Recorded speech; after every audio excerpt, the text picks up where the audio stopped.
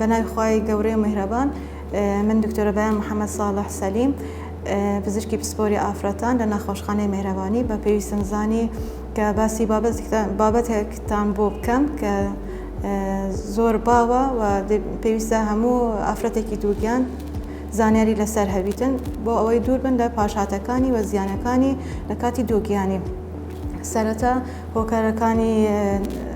گواستنەوەی بۆ ئێوە باز دەکەم ڕوون دەکەمەوە کە 80% لە ڕێگای باکتریەوە دەگوازێتەوە بۆ ئافرەتەن لە ڕێگای پیساییەوە.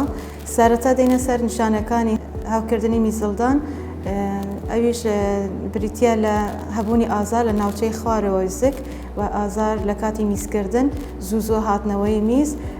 و هەروەها ئازار لە ناوچەی پشت مابینی پەراسوو و بربرەی پشت. نیشانەکانی هەوکردنی گورچیلە هەمان نیشانەکانی هەوکردنی میزڵدان لەگەڵ هەبوونی تا و هەبوونی ئازارێکی زیاتر لە ناوچەی پشت و هەبوونی دڵەکۆتە و دڵتێکەلچوون. ئافرەتانی دووگان پێویستە بە زووترین کات لەگەر هەبوونی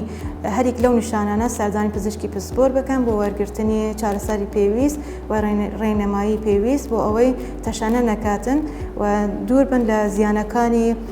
هەوکردنی میزڵدان و گورچیلە لە کاتی دووگیانی کە پاشاتەکان یاخۆت زیانەکانی هەبوونی هەوکردنی میزڵدان و گورچیلە و ئەندامی زاوزێ دەبیتە هۆی لەبارچوونی منداڵ یان دەبیتە هۆی کۆمبوونی سەراوی منداڵ و دەبیتە هۆی لەدایکبوونی پێشوەختەی منداڵ کە یان دەبیتە هۆی گواستنەوەی ئەو هاوکردنە بۆ منداڵ کە ئەویش زۆر مەترسیدارە، تێکەڵبوونی بە خوێنی منداڵ کە ئەوە زۆر مەترسیدارە.